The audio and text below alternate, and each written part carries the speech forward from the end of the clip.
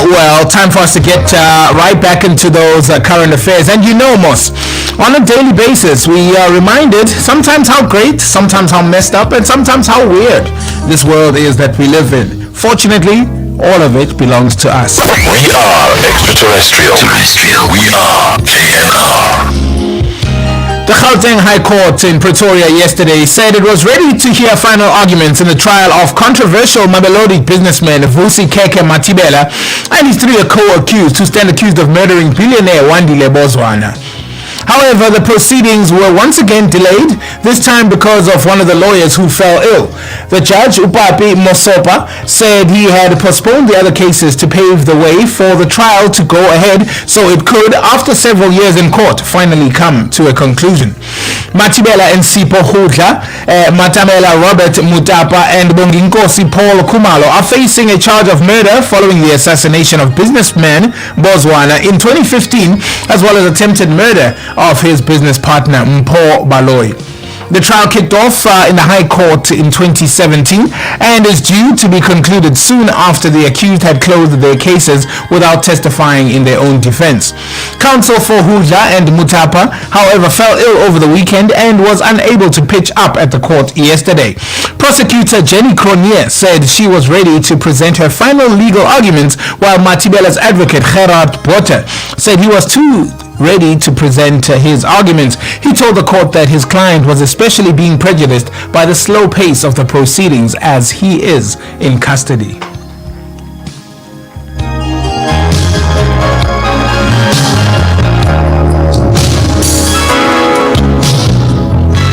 Even someone who was as politically significant as Jacob Zuma eventually loses power. We are possibly looking at the live feed of such a process, according to the publication that we are reading. Former President Jacob Zuma issued a series of criticisms at the weekend in which he claimed that the ANC has not made a logical statement since its 2017 Nasrec conference.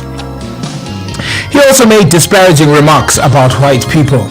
Now, while Zuma's apparent anger may be a sign of his frustration, his critics hope it's a sign of his apparent political impotence. However, also at the weekend, the ANC's Musa Dladla region in KwaZulu-Natal elected a person described by many as a Zuma loyalist to the position of chair, suggesting Zuma still has some residual political power. Perhaps the most important way to assess his current political potency is to ascertain whether he can still influence the outcome of both KZN's ANC's provincial gathering as well as its national conference in December. Zuma's weekend remarks point to frustration with the state of his party. As Eyewitness News put it in their report, he said, since Nasrec, ANC has not made a single logical statement. It's been dead quiet. It's hard to think of a more stinging criticism for a party he once led. Zuma is also quoted as saying that white people were sowing division among black people and had spies within the ANC ranks.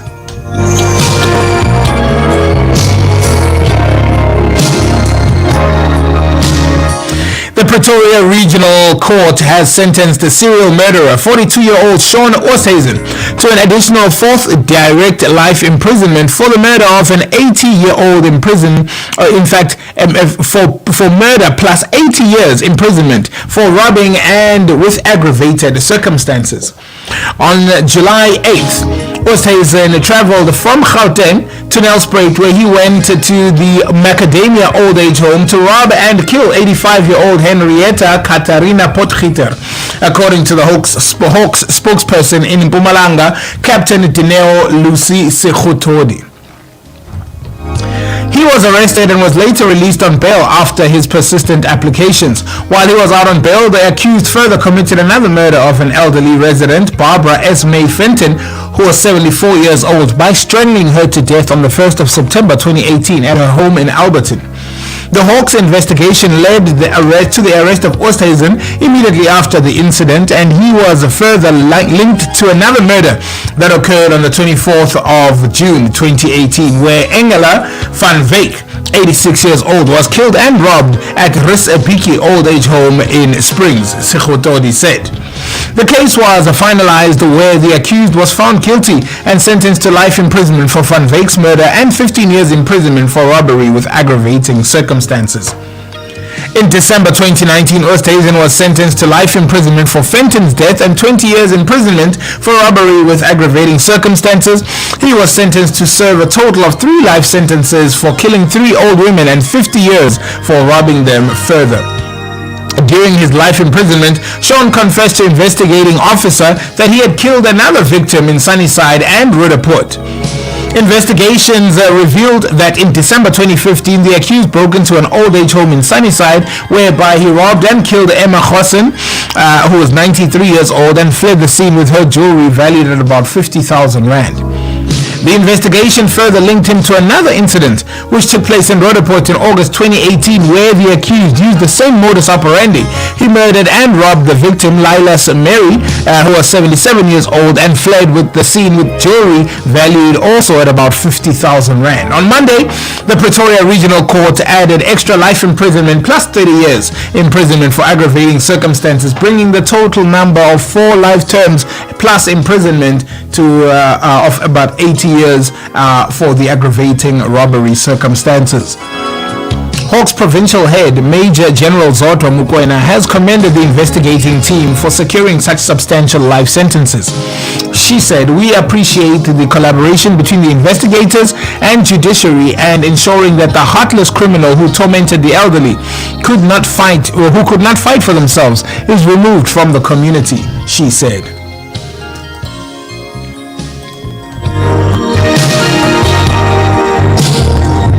To the Western Cape, Stellenbosch University students said expelling a student involved in a racially driven incident is the only way to resolve this issue. A video showing a white student at a male residence, Hayes Mare, urinating on a black student's belongings led to a group of students demonstrating on campus on Sunday. Students feel the alleged perpetrator should be expelled from the university immediately. Stellenbosch University has slammed the destructive, hurtful and racist incident that played out at one of its residences during the early hours of Sunday morning. A group of students who demonstrated outside campus's Administration B building want the perpetrator to be taught a lesson. "We want them to expel the boy. There is evidence showing that of what he's done," said one of the students. Another one said that an example should be made of the perpetrator. "Make an example of the boy so that this does not happen again." University management said the students' behavior is totally unacceptable and undermines the university and what the university stands for. The student who's been suspended faces possible expulsion and or criminal charges as well. 29 minutes now after 9.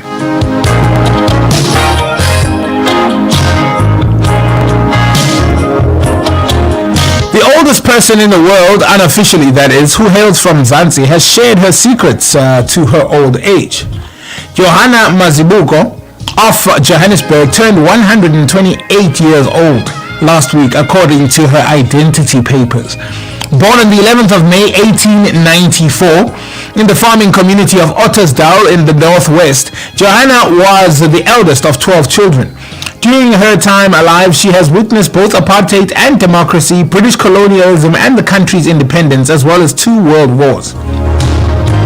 The Klerksdorp resident revealed that she married an older man named Stawana Mazibuko, although she cannot reveal at what age or during which year. The couple had 7 children, 2 of whom are still alive. After the death of her husband, she moved to Joburton with her son, Tseko, just as apartheid was beginning. Johanna has a total of 50 grandchildren and great-grandchildren, but whilst her ID indicates her surprising age, Johanna is not yet recognized by the Guinness Book of World Records as the world's oldest person.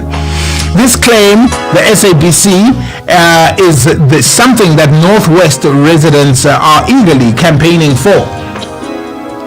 Prophet O.J. Madikong, part of the Adopt an Elder campaign, told the outlet, "I believe Mama Zibuko could have long been put in the Guinness Book of World Records. The whole world would know, but we know that it's never too late. As long as people in Africa know that there is such a person, we are happy that there is someone with 128 years. Whether they try to hide her or not, we know she is there." I wonder why it takes so long to verify such things. Or is it because there are no real witnesses left from around about that time? Shocking details are emerging into the bloody Yankees in-flight incident. Yankees was arrested at OR Tambo International Airport this previous Sunday, while he was later released by police after a few hours in custody. When commenting on the incident, Gauteng police spokesperson Colonel Athlenda Mate said that a 31-year-old man had been arrested for malicious damage to property. Yankees agent James Adams revealed that he was traveling back from Turkey without his family and that a light was damaged on board the flight. However, Adams suggested that they felt the incident has been unnecessarily heightened. Yet in a report, the report alleges that Yankees spent 10 minutes banging on the toilet door of an Emirates airline flight from Dubai until his fist bled. A fellow passenger alleges that Yankees could be heard saying, "Come on, my Scott, come on, my darling," to an air hostess hiding in the cubicle. Now, two witnesses said that Yankees was unsteady on his feet and there was blood all over the toilet door, while suggesting his blood-stained fist also smeared some of the seats. The visibly terrified air hostess was said to have emerged from the toilet after Yankees finally returned to his seat. The eyewitnesses suggest the incident occurred after Yankees came through to economy class from his place in business class. It was weird that he walked to economy class when he was sitting in business. He struggled to keep his balance while walking. He came back to business, the blood on his knuckles was all over the toilet door and he was moving through the cabin smearing blood on people's seats because he was walking clumsily. A blonde Emirates hostess came out of the bathroom and you could see she was terrified. Adams added that Yankees had been on holiday with his family in Turkey before his arrest.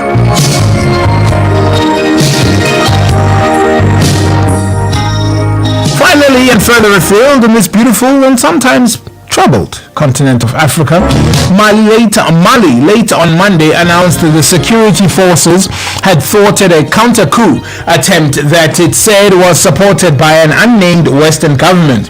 The announcement was the latest turmoil to unfold in the West African nation, where Colonel Assimi Goïta led coup of 2020 and 2021 before becoming the president. These soldiers were supported by a Western state, said the government spokesperson Colonel Abdoulaye Maïga. He did not name the country in question. However, relations with the former colonizer France have deteriorated significantly under Goïta's rule. The government condemned with the utmost rigor the outrageous attack. Maïga said security forces had put down the coup last Wednesday night. The accusation of foreign interference came as Goïta's regime is becoming increasingly isolated. Mali's government also accused the French army of violating the country's airspace and denounced what is said was the unauthorized use of surveillance drones. Ladies and gentlemen, let's see what